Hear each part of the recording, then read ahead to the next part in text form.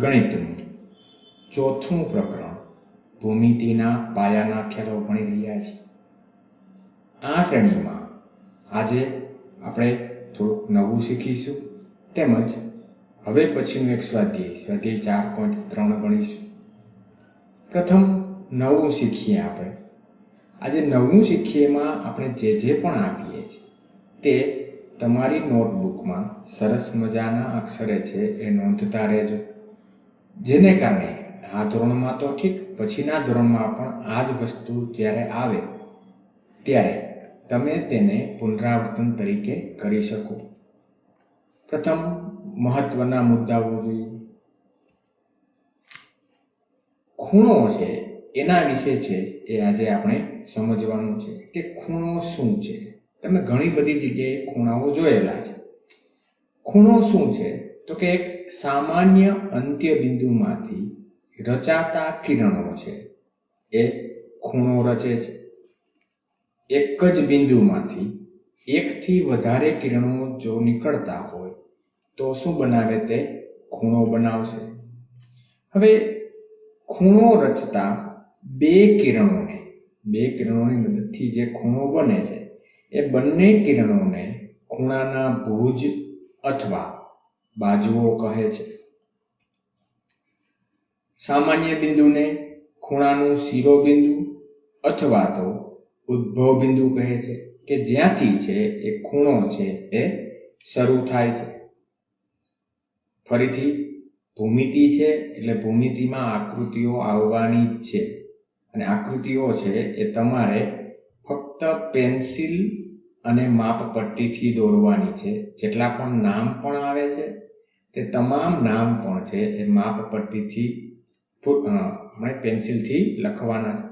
જો અહીં આકૃતિ છે એને બરાબર સમજીએ. આકૃતિમાં બિંદુ O છે. આપણે બિંદુ O છે એને પણ આપણે હાઇલાઇટ કરી દઈએ કે આ જે બિંદુ O છે, O માંથી બે કિરણો નીકળે છે. એક તો OP, આ જે છે કિરણ, આ કિરણ નીકળે છે અને આ જે છે આ પણ કિરણ નીકળે છે. આવી વસ્તુઓ તમે તમારા ઘરમાં અથવા તો ઓરડાની કોઈ પણ બે દિવાલો છે જ્યાં મળતી હશે ત્યાં પણ તમે આ રીતનું જોઈ શકશો. તો કે આ જે છે ખૂણો છે એમાં કયા કયા ભાગ છે? તો કે આકૃતિમાં છે આ ખૂણો છે એ કયા કયા કિરણોથી બનેલો છે? તો કે કિરણ OP અને કિરણ OQ વડે છે આ ખૂણો છે બનેલો છે. કિરણ OP અને કિરણ OQ ને ખૂણાની બાજુઓ છે તેમજ O છે એ શિરોબિંદુઓ છે અને જ્યાં પણ ખૂણો રચાય છે ત્યાં આ રીતે નાનકડો વક્ર છે એ દોરવાનો છે. અહીં જે વક્ર દોરેલો છે આવો વક્ર જ્યાં પણ ખૂણો છે તેને દોરવાનો છે.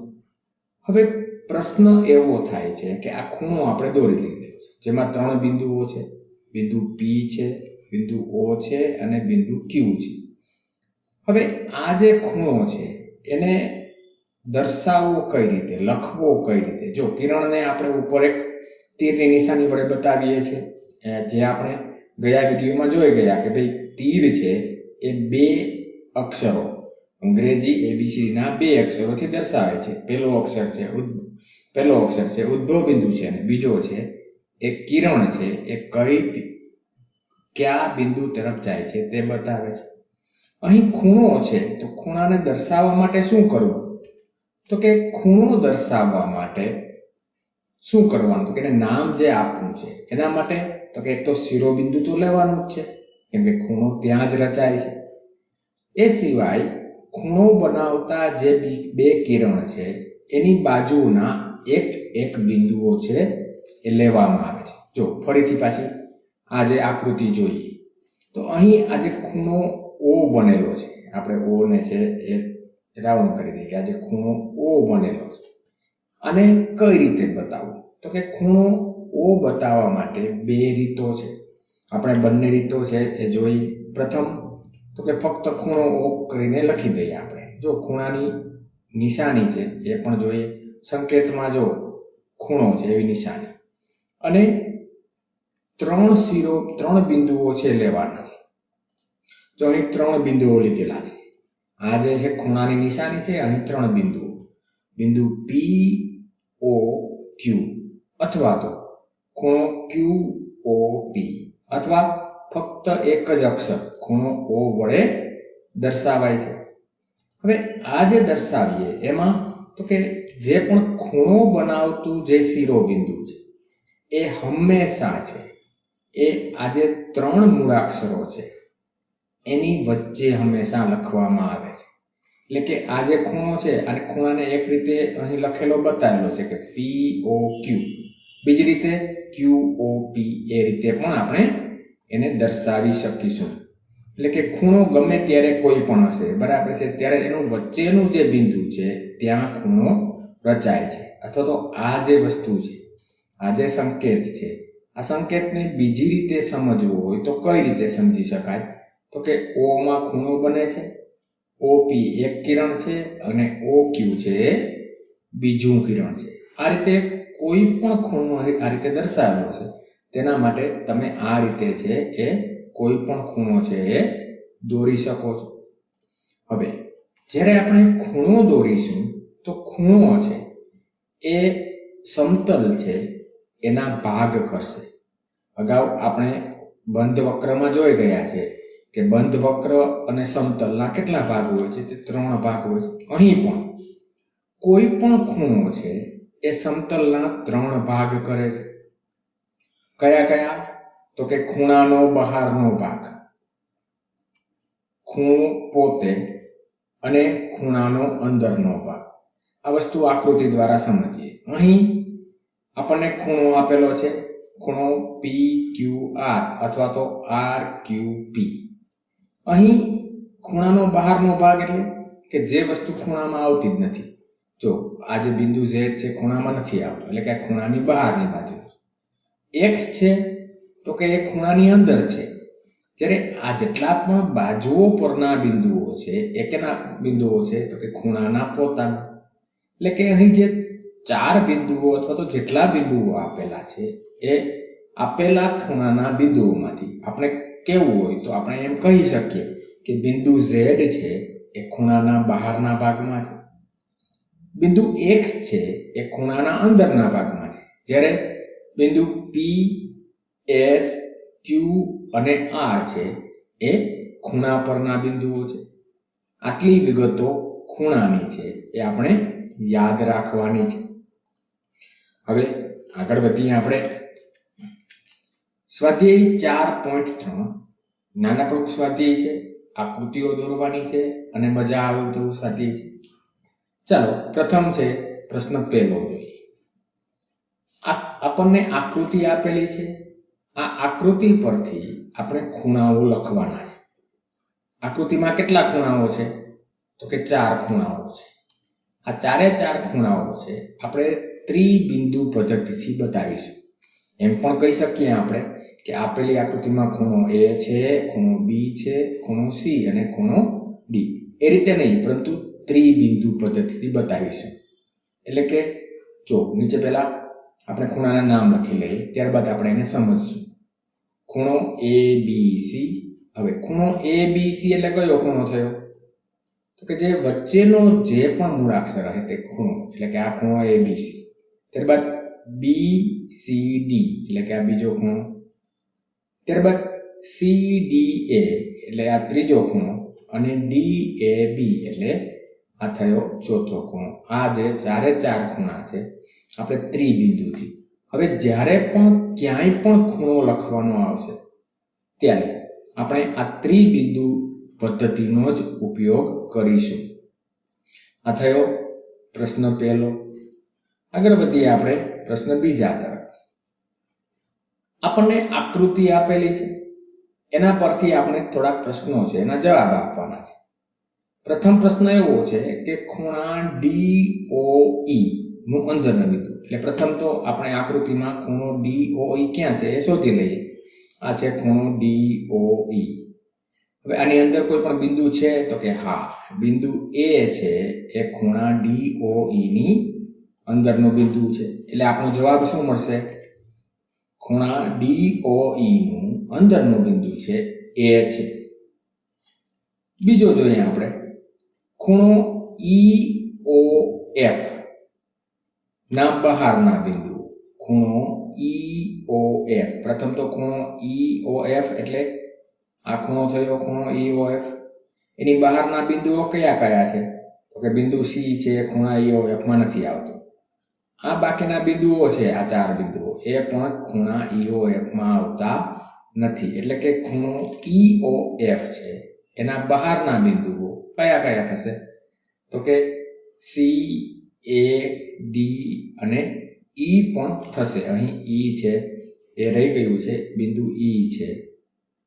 અહીં ફરીથી પાછું E હોવું શક્ય નથી. એટલે કે અહીં જે E જે લખેલું છે, આ જે છે E અહીં આવશે નહીં, કેમ કે એક જ આકૃતિમાં એક જ નામના 2 બિંદુઓ હોઈ શકે નહીં. એટલે કે C, A, D આ 3 છે બહારના બિંદુઓ છે.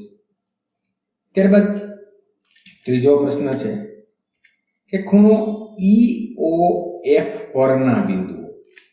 EOF પર કયા કયા બિંદુઓ આવેલા છે? તો કે આ જે પણ ભુજ છે, કિરણો છે, એની ઉપરના જેટલા બિંદુઓ હશે એ તમામ બિંદુઓ છે એ ખૂણા પરના બિંદુઓ હશે. એટલે કે બિંદુ E, બિંદુ B, બિંદુ O અને બિંદુ F છે એ આપણો જવાબ થશે. EOF પરના બિંદુઓ કયા કયા? તો કે E, O, B અને F. આ થયો પ્રશ્ન બીજો. હજુ આ સ્વાધ્યાયમાં હજુ એક પ્રશ્ન છે એ બાકી છે, પ્રશ્ન ત્રીજો.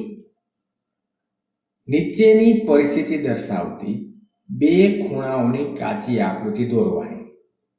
ખૂણા કઈ રીતે દોરવાના છે? ખૂણા 2 દોરવાના છે, પરંતુ એના માટે શરત આપેલી છે. પહેલી શરત છે કે બંનેમાં એક બિંદુ સામાન્ય હોય. બંને ખૂણામાં એક બિંદુ છે સામાન્ય. આકૃતિ જોઈ લઈએ આપણે. તો કે કોઈ પણ 2 ખૂણા એ રીતે દોરવાના છે કે જેનો અંત્ય બિંદુ એક જ હોય. જો અહીં મેં 3 ખૂણા બતાવેલા છે. ખૂણો AOB, આપણે ખૂણો દર્શાવતા આપણે ખૂણો AOB. અહીં ખૂણો O છે, સામાન્ય અંત્ય બિંદુ છે. એ જ રીતે ખૂણો AOC, તો અહીં પણ O છે એ એક સામાન્ય બિંદુ છે. એટલે કે આ બંને ખૂણામાં O છે એક સામાન્ય બિંદુ છે. આ રીતે બીજા કોઈ પણ ખૂણા છે એ પણ તમે લઈ શકશો. આ જ આકૃતિ દોરવી છે એ જરૂરી નથી. તમે તમારી રીતે બીજી કોઈ પણ આકૃતિ પણ દોરી શકો છો. બીજું છે 2 સામાન્ય બિંદુઓ હોય. સામાન્ય બિંદુ એક માટે શું હતું? આપણે શું લીધું હતું? શિરોબિંદુઓ. એના સિવાયનું જોયું કે શિરોબિંદુ સિવાયના કોઈ પણ 2 બિંદુઓ સામાન્ય. જો અહીં 2 ખૂણા છે, ખૂણો ABF કયો કે ખૂણો ABD અથવા ખૂણો ABC, અથવા બીજો ખૂણો ABE. તો કે બંનેમાં આ જે 2 બિંદુઓ છે, 2 બિંદુઓ કેવા હોય છે? સામાન્ય. એટલે કે D અને C આ બંને બિંદુઓ છે એ સામાન્ય. ફક્ત એક જ બિંદુ અહીં D લીધેલું હોત ને તો પણ આપેલી છે આકૃતિ છે સાચી ગણાત. આ થયો B. હવે જોઈએ ત્રીજી શરત. 3 બિંદુઓ સામાન્ય હોય. અગાઉની આકૃતિ જ ફરીથી પાછી આપણે દોરી દઈએ, કેમ કે એ જ છે આપણો જવાબ છે. જો અહીં 3 બિંદુઓ, એક તો શિરોબિંદુ તો છે જ બંને ખૂણામાં, આ બીજું બિંદુ, આ ત્રીજું બિંદુ, અને હજુ કદાચ ચોથો પ્રશ્ન એવો હોય કે જેમાં 4 બિંદુઓ, તો આ જ આકૃતિ છે ત્યાં આપણે દોરી શકીશું. શું કરવાનું? એક બિંદુ છે અહીં વધારી દેવાનું છે આપણે. પછીનો જોઈએ, ચોથી શરત જોઈએ આપણે કે 4 બિંદુઓ. આ 4 બિંદુઓ માટે પણ આપણે ગયા જે વિકલ્પમાં જે આકૃતિ દોરેલી હતી તે જ આપણે ફરીથી દોરી દેવાની છે. પાંચમો છે કે એક કિરણ છે એ સામાન્ય હોય. બંનેમાં એક કિરણ સામાન્ય એટલે કે બંને ખૂણા છે એ એક જ અંત્ય બિંદુમાંથી ઉદ્ભવતા હોય તો એક કિરણ છે સામાન્ય છે. અહીં 2 ખૂણાઓ આપેલા છે, BOA, એક ખૂણો BOA અને બીજો ખૂણો છે AOC. આ બંને ખૂણામાં આ જે OA કિરણ છે, આ OA કિરણ છે એ બંને ખૂણામાં સામાન્ય છે. એટલે કે આકૃતિ છે એ પ્રથમ શરત બરાબર સમજો તો આકૃતિ દોરવી છે ઘણી બધી શૈલી છે. આ થયું